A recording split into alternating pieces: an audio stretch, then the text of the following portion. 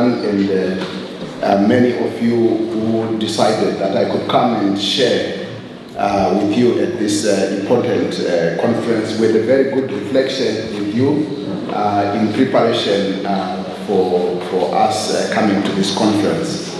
I was pleasantly surprised when I came here, of course, to meet Sister Guli from Church of Sweden, one of the people who were very influential in shaping the diaconal culture in my country, in Zimbabwe, in the Lutheran Church. So I'm so glad to see you here, and also Sister Guli.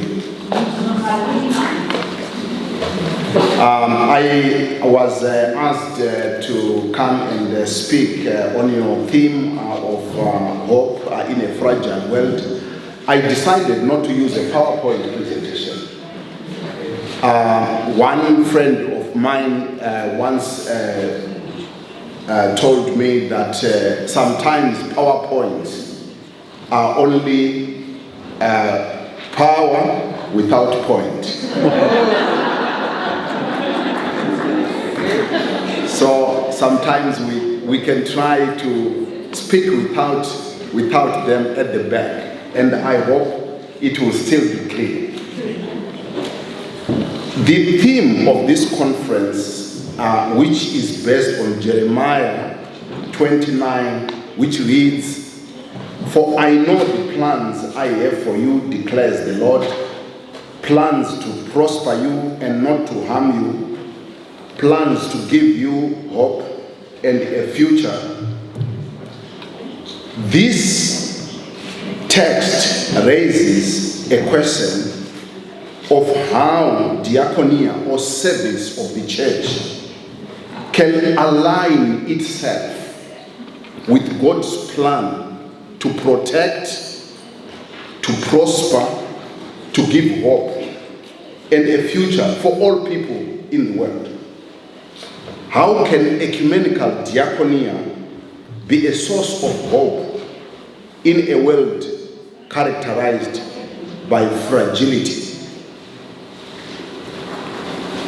How do we make such hope not a fantasy of our imagination, but truly a resilient conviction that the processes of historical interaction can be understood in relationship to the divine overriding purpose that prevails in all our circumstances? That as human beings cooperate with God, such fragility can be addressed.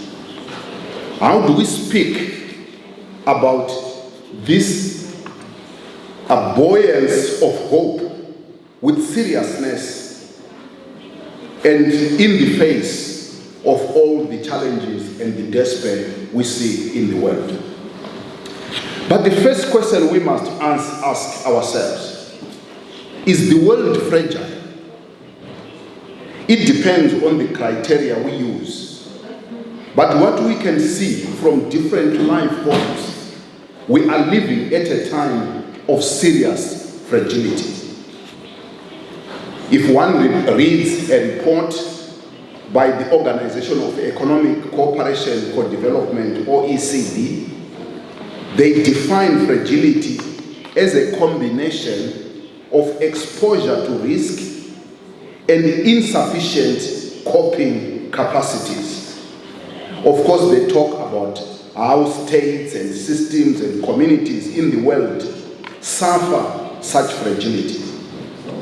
But in our case, we can also talk about such exposure and the risk and the insufficiency to cope for individuals, for families, for churches, for communities, for regions, and indeed for the whole oikumene, the created world. Just this week, I will digress, just this week, one young student we had helped to get a place at the university had a challenge at the university where he was told that he could not proceed with his studies. And on Friday, I received a message from his mother that he had started to warn is insane, to get mad. Human beings are fragile. In many ways, human beings are fragile. If we use this broader understanding of fragility, we can see that the whole created order is currently exposed to such violence that threatens the maximization of fullness of life. This fragility is not only exposure to vulnerability caused by violence, but also caused by all forms of deprivation, of neglect that diminish the quality of life or access to abundant life for all people. Unfortunately, this fragility is not equitably distributed. It is structural. Some parts of the world are more fragile than others. Some sectors of society are more fragile than others. In other words, fragility is in its real sense a justice issue. If ecumenical diaconia is going to give hope to the world, it must address the violence, the neglect, the injustices that deny all people hope.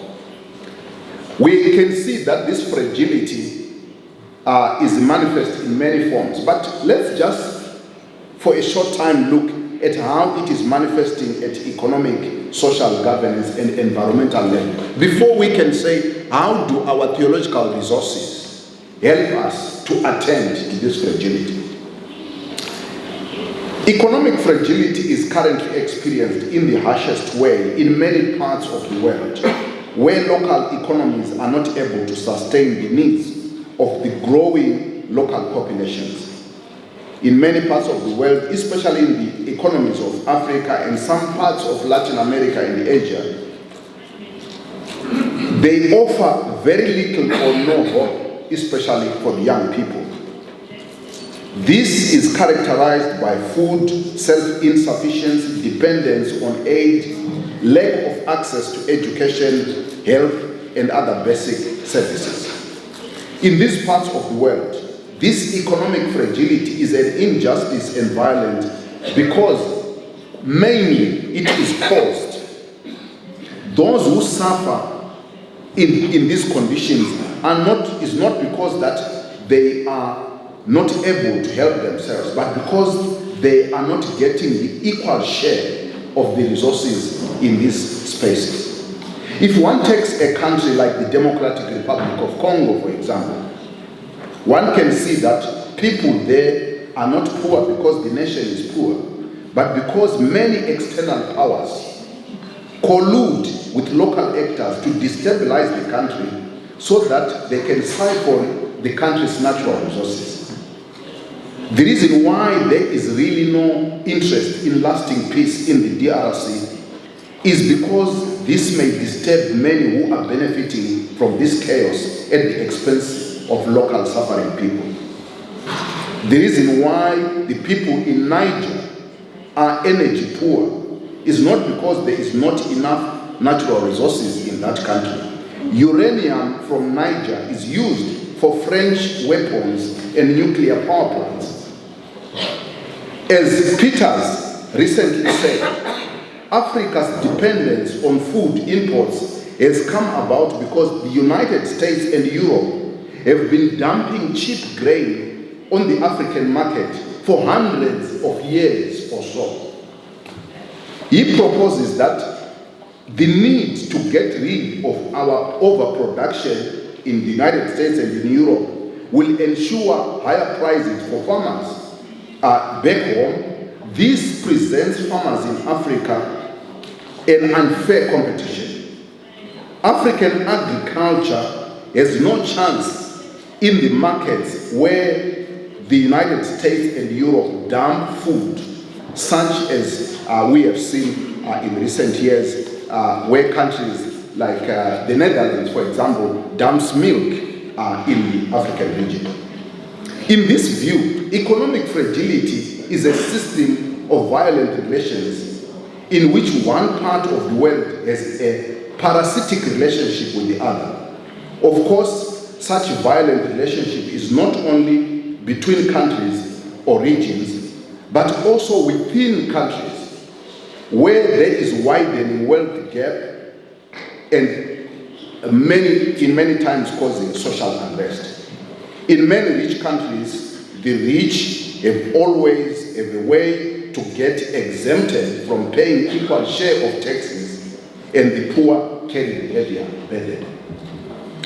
If ecumenical diaconia is going to give hope to the world, it must not only address the immediate economic needs of those who are suffering this economic violence, it must also address the structural injustices that perpetuate such suffering. It's not only economic fragility, we can also talk about social fragility.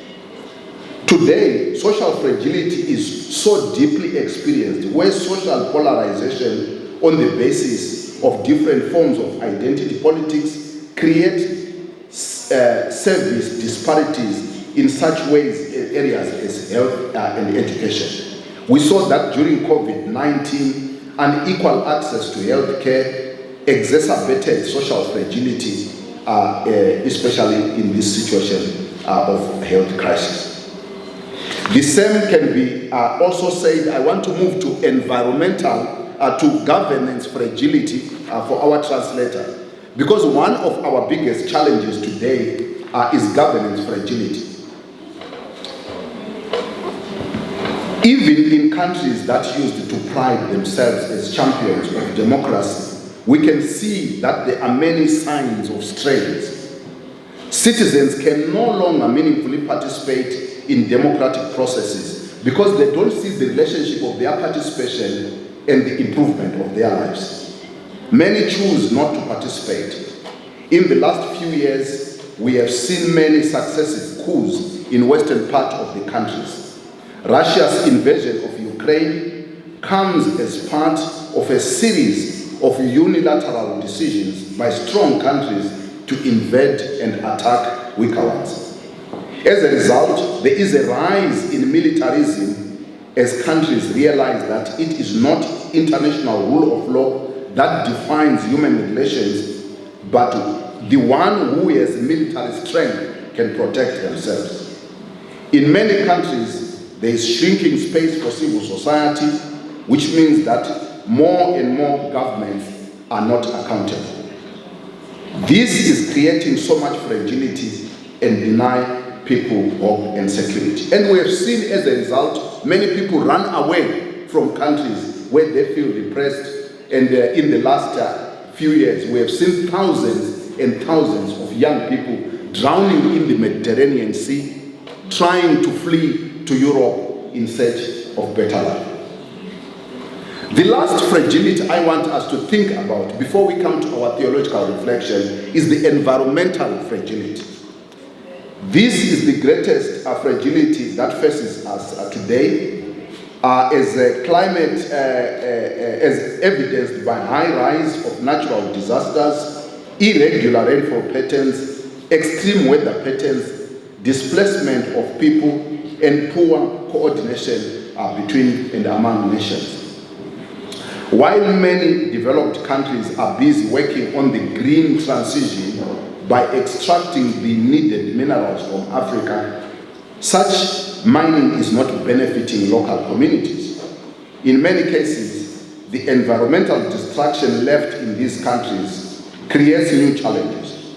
Communities are displaced without proper compensation in areas which are resource rich. The extractive economic model which led to the violence on the environment is struggling to change its assumptions for infinite growth and unbridled exploitation.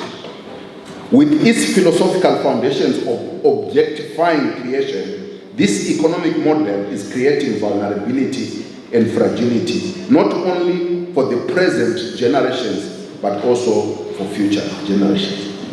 How does ecumenical diaconia bring hope in such complex fragility in the world?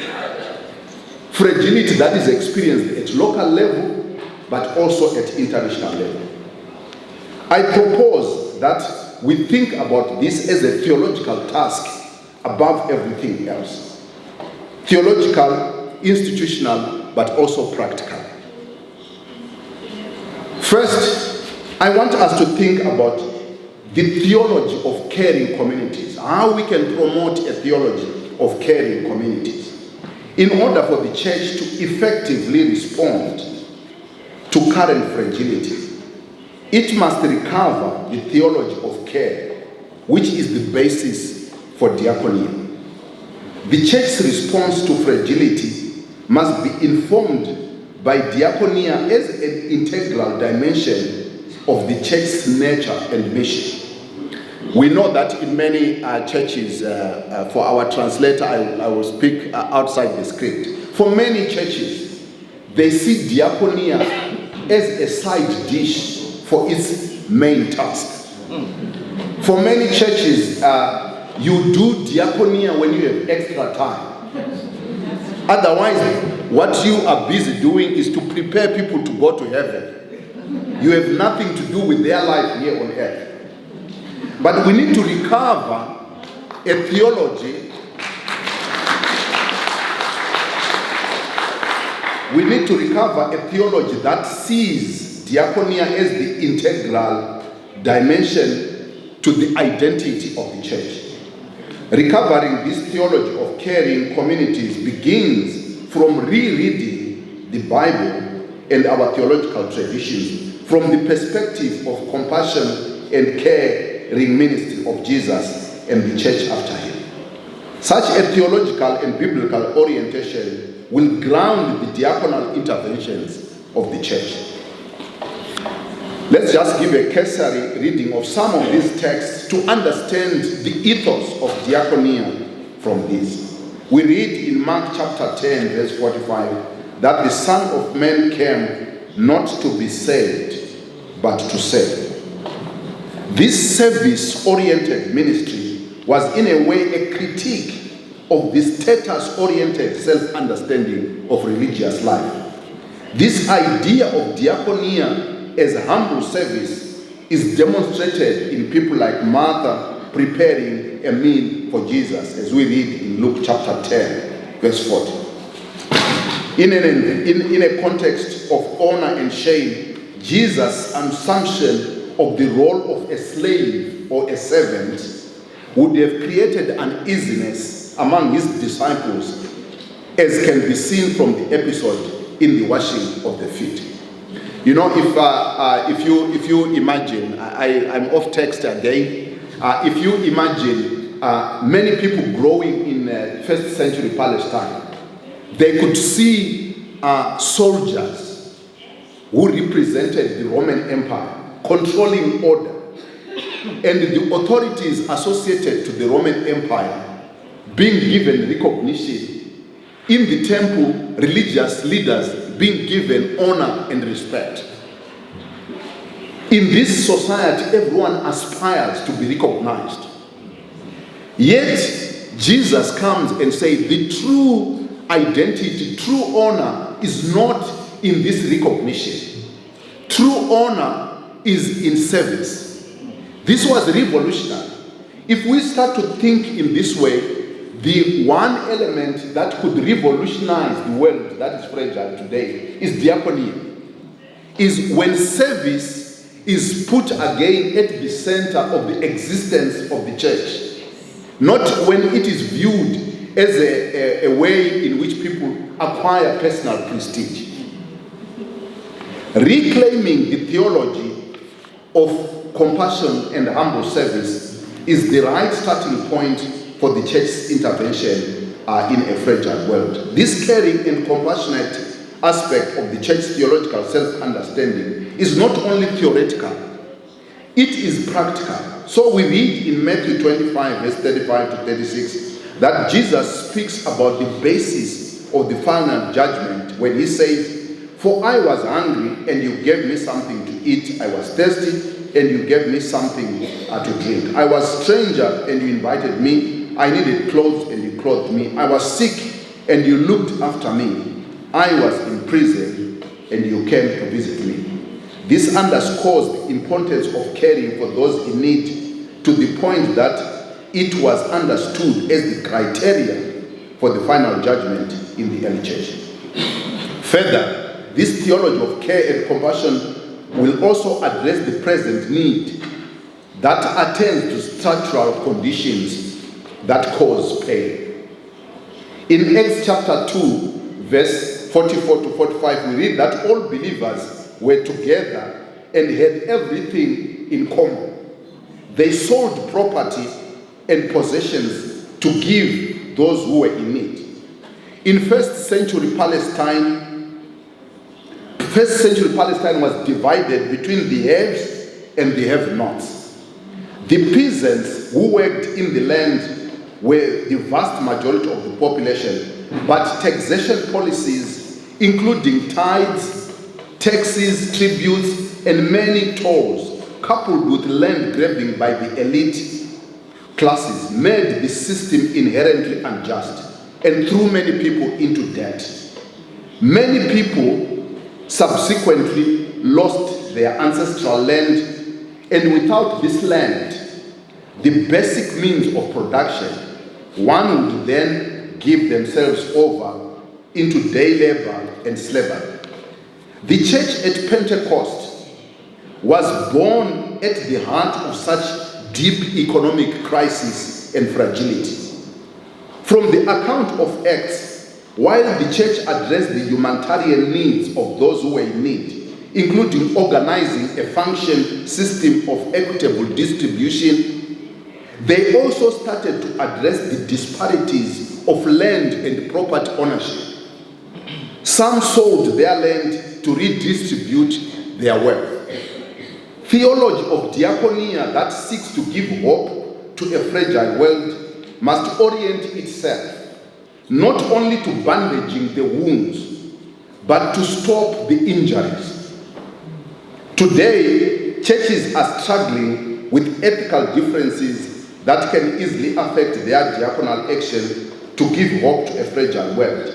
We can also see that in the early church, the church had to agree on common ground on how diversity could still be exercised without the church compromising its core value of diaconia. So we hear in Galatians chapter 2, verse 10, Paul saying, all they asked was that we should continue to remember the poor, the very thing I have been eager to do. The churches could differ in many ways, but on this one issue, they had common understanding. They all needed to remember and help the poor as a central theme in the early church. The church cannot contribute to the healing of a fragile world without this theological reorientation towards unity in service for the poor. Unity in service for those who are in need should be able to transcend doctrinal differences. This theological orientation in diaconia must also take into consideration the rich history of resources, of sharing resources and solidarity that we also see in the early church. In the writing of Paul to the Corinthians, when there was famine in Jerusalem, Paul says, and now, brothers and sisters, we want you to know that about the grace that God has given to the Macedonian churches. In the midst of severe trial, their overflowing joy and extreme poverty welled up in rich generosity. For I testify that they gave as much as they were able and even beyond their ability. Entirely on their own, they urgently pleaded with us for privilege of sharing this service with the Lord's people. This is what we read in 2 Corinthians chapter 8, verse 1 to 5. The church's response to fragility is that of solidarity, where one part of the body responds to the pain in one part of the body. It is different from the responses by government and states that respond on the basis of self-interest